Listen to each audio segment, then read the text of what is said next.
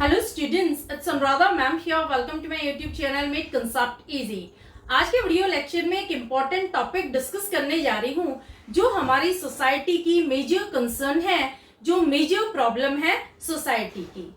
इसका नाम है एग्रेशन, वायलेंस और पीस।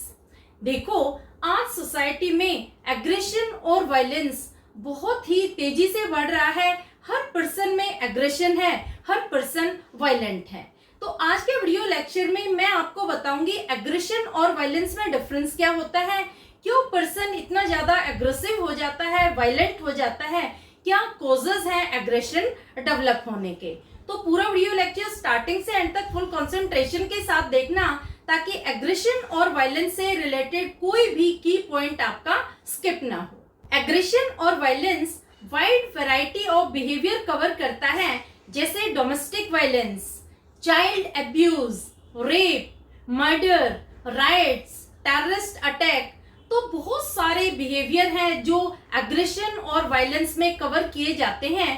हमारे जो साइकोलॉजिस्ट हैं उन्होंने इन बिहेवियर को दो टर्म दी है।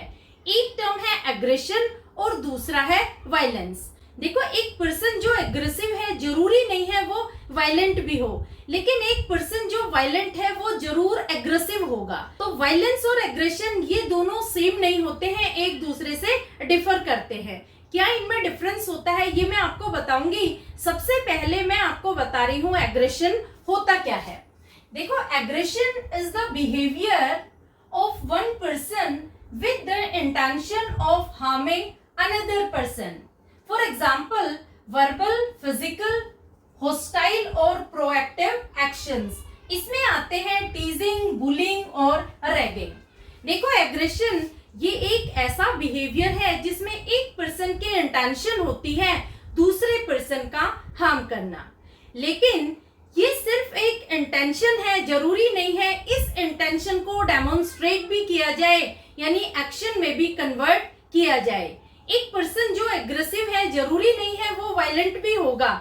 यहाँ पर सिर्फ पर्सन के इंटेंशन है, ये इंटेंशन फिजिकल भी हो सकती है, वर्बल भी हो सकती है और होस्टाइल भी। फिजिकल कैसे होगी, इसमें आते हैं स्लैपिंग, किकिंग और हिटिंग।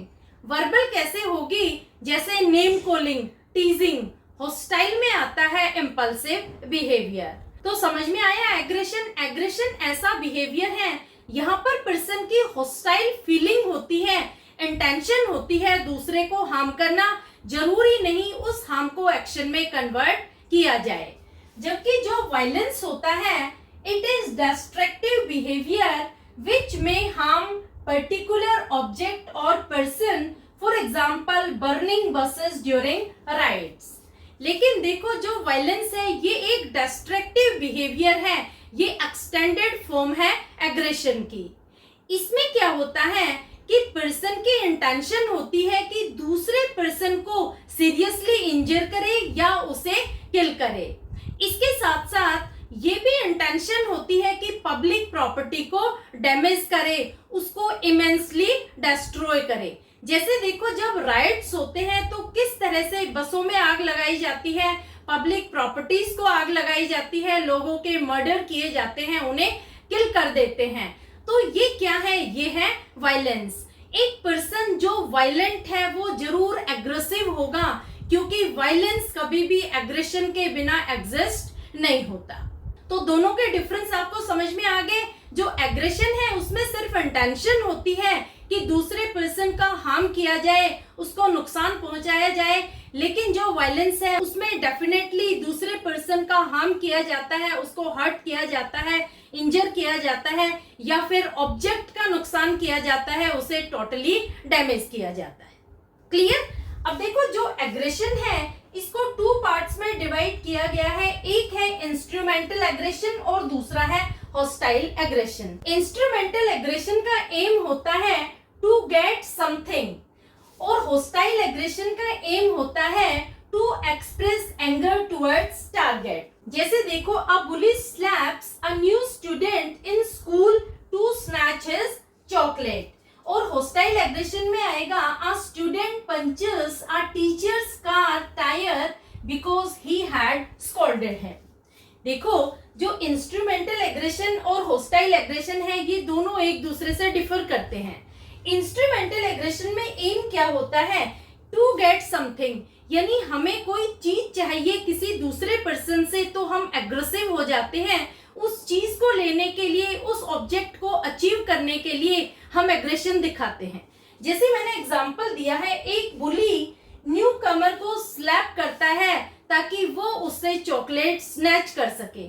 यहाँ पर एम क्या है कि उसे उस स्टूडेंट की चॉकलेट चाहिए, इस वजह से वो उसे स्लैप करता है, उसे थप्पड़ मारता है ताकि वो उसकी चॉकलेट उससे छीन सके। तो इंस्ट्रूमेंटल एग्रेशन में हमारा एम होता है कि हमें कोई चीज चाहिए, हमारा टारगेट होता है टू अचीव समथिंग, इस वजह से हम एग्रेशन दिखाते हैं। दूसरे से कोई चीज हमें लेनी होती है तो हम बुली बन जाते हैं, रैगिंग करके बुलिंग वे से उस चीज को अचीव करते हैं ताकि दूसरा डर जाए और वो चीज हमें दे दे। लेकिन जो हॉस्टाइल एग्रेशन है ये बिल्कुल इसके अपोजिट है। इसमें क्या होता है, यहाँ पर एम होता है to express anger towards target. यहाँ पर टारगेट के लिए एंगर एक्सप्रेस किया जाता है। यहाँ पर एम ये नहीं होता कि हमें उससे कोई चीज चाहिए, लेकिन हमें सिर्फ अपने एंगर को एक्सप्रेस करना होता है। जैसे देखो, अ student punches a teacher's car tyre because he had scolded him. Classroom में एक टीचर ने एक स्टूडेंट को डांट दिया, तो स्टूडेंट को इतना गुस्सा आया कि उसने जाकर के टीचर की कार के टायर को पंचर कर दिया। तो ये कौन सा एग्रेशन है, ये है हॉस्टाइल एग्रेशन। उसने यहाँ पर अपनी हॉस्टाइल फीलिंग को एक्सप्रेस किया है, उसको टीचर से कुछ नहीं चाहिए, लेकिन उसने अपनी हॉस्टाइल एग्रेसिव फीलिंग को एक्सप्रेस किया है कि जाकर टीचर की कार के टायर को पंचर कर दिया। तो समझ आ गया दोनों तरह के एग्रेशन में क्या डिफरेंस होता है। इंस्ट्रूमेंटल एग्रेशन में हमारा एम होता है किसी ऑब्जेक्ट को अचीव करना, किसी चीज को पाना, लेकिन इंस्ट्रूमेंटल एग्रेशन में हम सिर्फ अपने एंगर को एक्सप्रेस करते हैं, अपनी हेट्रेड को एक्सप्रेस करते हैं टारगेट के लिए। अब देखो, सोसाइटी में ये एग्रेशन डेवलप क्यों होता है, क्या कारण है कि लोग इतने ज्यादा एग्रेसिव हो रहे हैं। तो मैं आपको कॉजेस बता रही हूँ। सबसे पहला कॉज आता है inborn tendency. Biologically it may be for self defence. देखो, जो एग्रेशन है ये हमें बायोलॉजिकली इनहेरिट हुआ है, यानी ये हमारे जीन्स में है। जीन्स में कैसे है, क्योंकि जो एग्रेशन है इसे हम सेल्फ डिफेंस के लिए यूज करते हैं। जैसे अगर हमें कोई हर्ट करने की कोशिश करता है तो हम अपने आप को प्रोटेक्ट करने के लिए एग्रेसिव हो जाएंगे। तो ये एक इनबोर्न टेंडेंसी है, ये सेल्फ डिफेंस पर्पस के लिए यूज किया जाता है। लेकिन आजकल क्या है कि लोग दूसरों का नुकसान करने के लिए, दूसरों को परेशान करने के लिए एग्रेशन यूज करते हैं। दूसरा इसका कॉज आता है physiological mechanism. Aggression can be result of crowding, hot और ह्यूमिड क्लाइमेट। देखो, कई बार क्या होता है कि फिजियोलॉजिकल मैकेनिज्म यानी कई बार सिचुएशन ऐसी हो जाती है कि हम एग्रेसिव हो जाते हैं। जैसे क्राउडिंग। देखो, क्राउडिंग में क्या होता है कि आप हमेशा अराउजल स्टेट में होते हैं। अराउजल स्टेट का मतलब क्या हुआ कि आप इमीडिएटली रिएक्ट करने की पोजीशन में होते हैं। किसी ने आपको जरा सा टच कर दिया, जरा सा धक्का लग गया तो आप तुरंत एग्रेसिव हो जाते हैं, गुस्सा हो जाते हैं, तुरंत आप रिएक्ट करते हैं। इसी तरह से अगर क्लाइमेट हॉट या ह्यूमिड है तो भी आप बहुत ज्यादा इरिटेटेड हो जाते हैं, एग्रेसिव हो जाते हैं, आप तुरंत रिएक्ट करते हैं। तो कई बार फिजियोलॉजिकल मैकेनिज्म भी एग्रेशन का कॉज कंसिडर किए जाते हैं। Next point is child rearing. Children whose parents use physical punishment and aggression. देखो, चाइल्ड रियरिंग ये बहुत इंपॉर्टेंट पॉइंट है, क्योंकि जिन बच्चों के पेरेंट्स बच्चों को फिजिकल पनिशमेंट देते हैं उन बच्चों में एग्रेशन बहुत जल्दी डेवलप होता है, क्योंकि फिजिकल पनिशमेंट की वजह से बच्चे रिजेंटफुल हो जाते हैं, एंग्री हो जाते हैं। जब वो बड़े होते हैं तब वो एग्रेसिव होते हैं और उसी मेथड को यूज करते हैं जो उनके साथ उनके पेरेंट्स ने यूज किया था। तो चाइल्ड रियरिंग ये भी एक इम्पॉर्टेंट कॉज है एग्रेशन डेवलप होने का। जिन बच्चों के पेरेंट्स फिजिकली बच्चों को पनिश करते हैं उनके बच्चे ज्यादा एग्रेसिव होते हैं as compared to those children whose parents use other disciplinary methods. Clear? point is frustration. When person is prevented from reaching the goal that he wants or desires. देखो frustration ये एक मेजर कोज consider किया जाता है aggression develop होने का। Frustration क्या होता है? फ्रस्ट्रेशन ये एक साइकोलॉजिकल स्टेट होती है। कब डेवलप होता है? जब पर्सन को प्रिवेंट किया जाता है from reaching his goal which he wants और विच ही डिजायर्स। जैसे देखो, आप किसी चीज को अचीव करने के लिए दिन रात मेहनत करते हैं, लेकिन जब उस टारगेट को आप अचीव नहीं कर पाते तो आप फ्रस्ट्रेटेड होंगे, और जब आप फ्रस्ट्रेटेड होंगे तो ऑटोमेटिकली एग्रेशन डेवलप होगा। तो frustration leads to aggression. Frustration भी एक मेजर कोज कंसिडर किया जा सकता है जो एग्रेशन को डेवलप करता है। इसमें एक चीज और है, displacement of frustration. Aggression is shown towards weaker person. For example, majority group shows aggression towards minority. देखो, कई बार क्या होता है कि जब आप बहुत ज्यादा फ्रस्ट्रेटेड होते हैं तो हमेशा अपने से वीक पर्सन पर अपने एग्रेशन को शो करेंगे। कभी भी आप अपने से स्ट्रॉन्ग पर्सन पर एग्रेशन नहीं दिखाएंगे, आप हमेशा वीक पर्सन पर ही अपने गुस्से को उतारेंगे, उस पर ही आप ज्यादा एग्रेसिव होंगे, इम्पल्सिव होंगे। जैसे देखो, हमारी सोसाइटी में जो मेजॉरिटी ग्रुप होता है वो हमेशा माइनॉरिटी ग्रुप पर एग्रेशन दिखाता है। तो इस तरह के फिनोमिना को हम कहते हैं डिस्प्लेसमेंट ऑफ फ्रस्ट्रेशन। ये बहुत इंपॉर्टेंट है, 1 मार्कर में पूछा जाता है कि डिस्प्लेसमेंट ऑफ फ्रस्ट्रेशन क्या होता है। इसमें हम अपने फ्रस्ट्रेशन को वीकर सेक्शन पर शो करते हैं, कभी भी स्ट्रोंगर सेक्शन पर शो नहीं करते। जो पर्सन हमसे वीक होता है उस पर हम फ्रस्ट्रेट होते हैं, उस पर हम एग्रेसिव होते हैं। इसका देखो एक बहुत अच्छा एग्जाम्पल हो सकता है, जैसे एक पर्सन है, उसके बॉस ने उसको डांट दिया, तो यहाँ पर पर्सन फ्रस्ट्रेटेड हो जाता है। वो अपनी फ्रस्ट्रेशन को बॉस के सामने तो रिएक्ट नहीं कर सकता, लेकिन उसको कहाँ डिस्प्लेस करता है, वो घर आकर अपने फैमिली मेंबर्स के साथ झगड़ा करता है, वाइफ के साथ झगड़ा करता है, बच्चों को मारता पीटता है। तो यहाँ पर डिस्प्लेसमेंट ऑफ फ्रस्ट्रेशन कहाँ हो रही है? फैमिली मेंबर्स पर, क्योंकि जो फैमिली मेंबर्स है वो वीकर हैं as compared to his boss. तो फ्रस्ट्रेशन हमेशा वीकर पर्सन पर निकाली जाती है, कभी भी स्ट्रोंगर पर्सन पर हम अपनी फ्रस्ट्रेशन नहीं निकालते। जबकि देखो, यहाँ पर सोर्स ऑफ फ्रस्ट्रेशन उसका बॉस है, बॉस की वजह से ही वो पर्सन एग्रेसिव हुआ है, वो फ्रस्ट्रेट हुआ है क्योंकि उसके बॉस ने उसे डांटा था, लेकिन बॉस के सामने वो रिएक्ट नहीं कर पाया। इस वजह से उसने अपनी फ्रस्ट्रेशन को अपनी वाइफ और अपने बच्चों पर निकाला, जो वीकर है as compared to his boss. Clear? अब देखो, एग्रेशन डेवलप होने के ये तो सारे मेजर कॉजेस हैं ही हैं, इनके साथ साथ और भी सिचुएशनल फैक्टर्स है जो एग्रेशन को डेवलप करते हैं। सबसे पहला फैक्टर आता है लर्निंग। देखो, लर्निंग में क्या होता है कि हमारे अंदर एग्रेशन नहीं होता, लेकिन हम एग्रेशन को लर्न करते हैं। दूसरों को देखकर, दूसरों से सीखकर हमारा बिहेवियर भी एग्रेसिव हो जाता है। जैसे जब आप किसी बुली को देखते हो कि किस तरह से वो दूसरों को डराकर, धमकाकर, अपना रोब जमाकर उनसे चीजें ले लेता है, और दूसरे उसके साथी उसके बिहेवियर को अप्रिशिएट करते हैं, उसे रिवार्ड करते हैं, तो ये आपके लिए एक डायरेक्ट रेनफोर्समेंट होगा। आपका बिहेवियर भी इसी तरह का बन जाएगा। आप भी ये सोचेंगे कि देखो, दूसरों से जब हमें कोई चीज चाहिए तो बहुत आसान है उनको डराकर धमकाकर चीजें छीनना।